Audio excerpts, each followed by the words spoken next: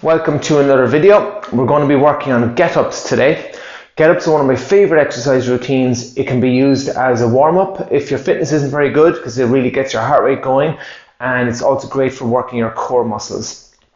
If you are over 60 years of age, this is a great exercise for dealing with the pitfalls of falling over and being able to get up without the use of one, other or both of your arms. So this is very much a do-along routine, so I want you to follow along with me. We'll do it nice and slowly so that anybody will be able to keep up with this.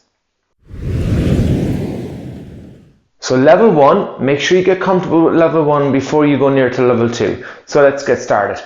We lie face down on the ground, take your time getting down, and then fully get back up. Now we're going to lie on your back. So lie on your back, fully down, and get back up.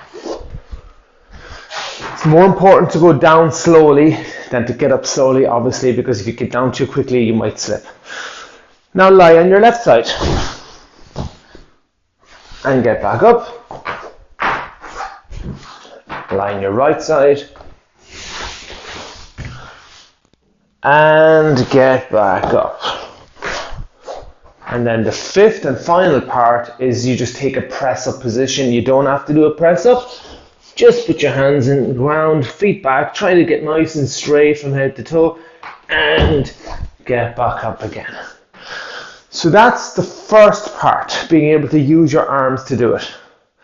Now, level 1B, if you like it, is we're going to put the right hand behind our head and we're going to repeat those 5 steps without taking the hand away. So from here, I keep my right hand behind my head, my left arm's available, and I lie face down, all the way down, and getting back up. So obviously this is more difficult with only one arm available to you. Now lie on your back. There's no real right or wrong way to do it.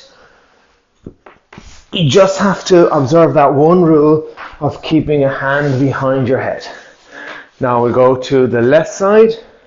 I hope I'm going slow enough for everyone to follow along, but I'll allow a little catch-up time in between. So still I have that right hand behind my head. Now I'm going on to my right side and I get up. And then the final part, remember, is the press up position. So we want to just lean on that one arm, get those legs back. If you need to, you can put your knees down if it helps. But ideally you want to get to there and back up. So now we have done the first part of level 1, which is our arms are available, both of them. Then we put the right hand, that's B. And now C is we're going to put our left hand behind our head. Okay, so from here, let's repeat the 5 positions. You're going to lie face down, keep that left hand behind your head throughout. Taking your time, and it's just finding a way to get up safely. Once you've done the front, you're going to lie on your back. Lie down fully, take a moment to get your breath if you need to, and come back up. The only rule is keep that hand behind your head. From there, left side.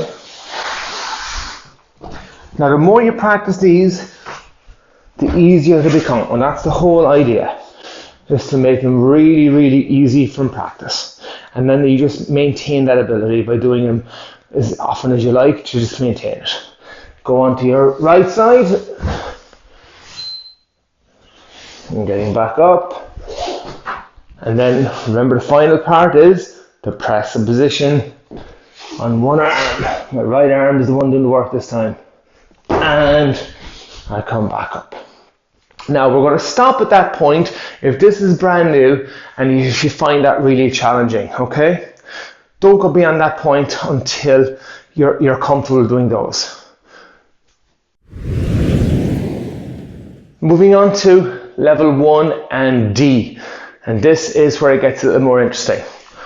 We put both our hands behind our head and we're going to lie face down. So this is a bit more demanding, so you do need to have control. And as I said, there's no real wrong way to do it as long as you follow that rule. So I'm keeping my hands behind my head, I'm using my elbows, and I lie on my front. And to get back up, many ways you can do it. I'm just going to roll on my back and sit up like this. Now I have to do the second one. Lie on my back, keeping the hands behind the head, lie on my back, and find a way to get back up again. So this is obviously far more demanding, but really good for your core. Really valuable exercise to do. Now I go onto my left side. Again, I'm taking my time going down. Lie on my left. Coming back up. I'm doing it so slowly, it's more difficult. It's actually more difficult to do it really slowly. And lie down. Go on your right. And come back up. Do it with a little spring just so you can see how it can be done. And then I'm going to use my elbows for the press up position. Like this. And up. So that completes all of the parts of level 1. When you feel ready to move on for a slightly different challenge, move on later in this video and I'll show you level 2.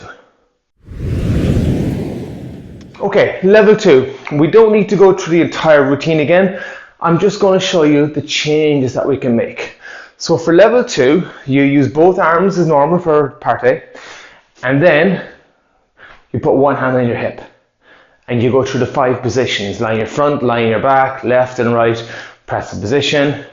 Then for part C, you just swap with the other hand on your hip.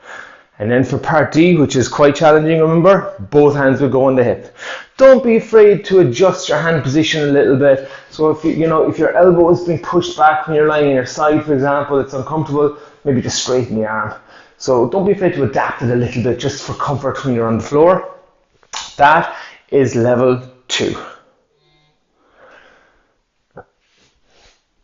Level 3. Level 3 is taking the hand from the hip. So we've done level 1, hand behind head. Level 2, hand on hip. Level 3 is hand goes on the knee. So I would do part A first, keep my hands free. Then part B, I put my right hand on my right knee and I would do all the positions, and this is the one I saved for last because it is the most awkward. I have to keep that knee bent and high so my hand can stay there. And then once you've done all those 5 positions with the hand on the knee, I change, put the left hand on my left knee, and then eventually you put both hands in your knees. Quite challenging. No need to kneel on your fingers. As I said with the hand on the hip positions, adapt where your hand is as you need to.